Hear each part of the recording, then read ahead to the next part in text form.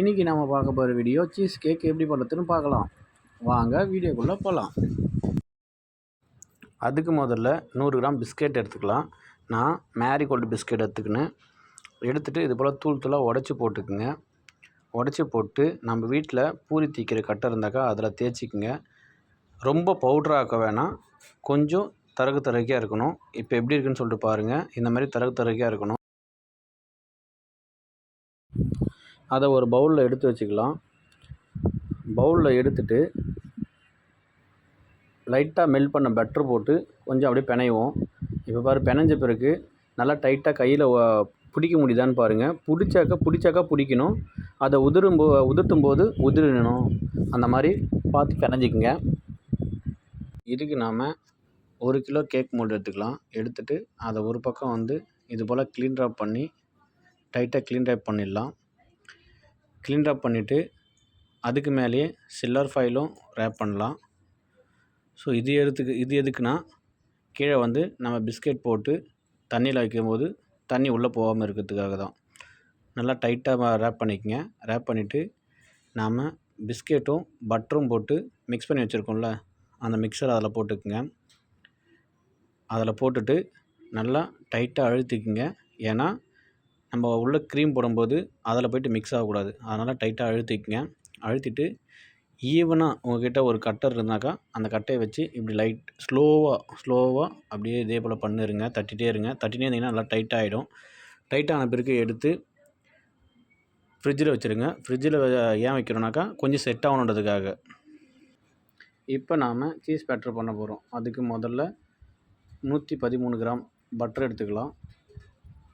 Butter எடுத்துகிட்டு அதிலே 113 gram சர்க்கரை எடுத்துக்கலாம். சர்க்கரை எடுத்துகிட்டு க்ரீம் சீஸ் 250 கிராம் எடுத்திருக்கேன். அதில் நான் டிலைக்டாக க்ரீம் சீஸ் வாங்கியிருக்கேன். இது 301 ஒன்றா எடுத்துக்கலாம்.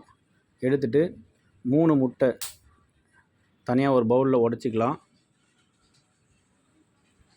3 முட்டை ஒரு பவுலில் உடச்சி தனியாக எடுத்து வச்சுக்கலாம். எடுத்து வச்சுட்டு இப்போது ஹேண்ட் பிளெண்டரை வச்சு பொறுமையாக 1ஆம் நம்பர்லேயே வச்சு பிளெண்ட் பண்ணுங்கள். அப்படியே பிளெண்ட் பண்ணும்போது கொஞ்சம் மெல்ட் ஆகும் க்ரீம் சீஸு. மெல்ட் ஆனதுக்கப்புறம் ஒரு முட்டையாக பிளெண்ட் பண்ணினே ஒரு முட்டையாக ஆட் பண்ணுங்கள். ஆட் பண்ணி அப்படியே பிளெண்ட் பண்ணி இருங்க. பிளெண்ட் பண்ணோம் கொஞ்சம் கொஞ்சமாக மெல்ட் ஆகும். சீஸு, பட்ரு, சுகரு, எக்கு எல்லாம் ஒன்றா மிக்ஸ் ஆகும்போது நல்லா கொஞ்சம் லிக்யூட் ஆகிடும். 3 முட்டையும் ஒன்றா போட்டு நல்லா மிக்ஸ் பண்ணிவிடுங்க.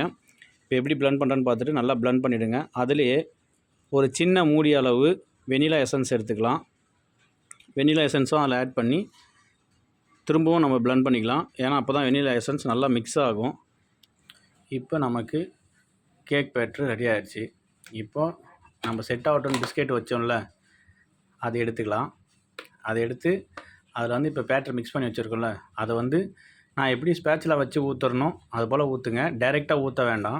டைரெக்டாக ஊற்றுனீங்கனாக்கா கீழே பிஸ்கெட்டு உடஞ்சி அதிலே போய்ட்டு மிக்ஸ் ஆகிடும். இப்போ ஒரு பேனில் தண்ணி எடுத்துக்கலாம். ஒரு 1/2 லிட்டர் அளவு தண்ணி எடுத்துகிட்டு அதில் நம்ம ரெடி பண்ண பேட்டரை பொறுமையாக வைங்க. பொறுமையாக வச்சுட்டு ஓவனில் மேலேயும் கீழேயும் 160 டிகிரி செல்சியஸ் வச்சுட்டு இப்போ கேக் பேட்டரை உள்ளே வைக்கலாம். உள்ளே வச்சுட்டு கேக் ரெடி ஆகிறதுக்கு நமக்கு 45 நிமிஷம் தேவை. 15 நிமிஷமாக வச்சுக்கோங்க. அப்போ தான் செக் பண்ணி எடுக்க முடியும். இப்போது 45 நிமிஷம் முடிஞ்சிருச்சு. இப்போது ஓவனில் சீஸ் கேக்கை வெளியே எடுத்துக்கலாம். வெளியே எடுக்கும்போது பொன் நிறத்தில் இருக்கும் மேலே. அப்படி இருக்கும்போது அதில் வீட்டில் டூத் பிக் இருந்தாக்கா அதை பொறுமையாக குத்தி பாருங்கள். பேட்டர் ஒட்டாமல் வந்துச்சுனாக்கா சீஸ் கேக் ரெடி ஆகிடுச்சின்னு அர்த்தம். இப்போ நமக்கு தேவையான சீஸ் கேக் ரெடி ஆகிடுச்சு. இந்த வீடியோ உங்களுக்கு பிடிச்சிருந்தாக்கா செஃப் முத்து MR கிச்சன் சேனலை சப்ஸ்கிரைப் பண்ணுங்கள். நன்றி.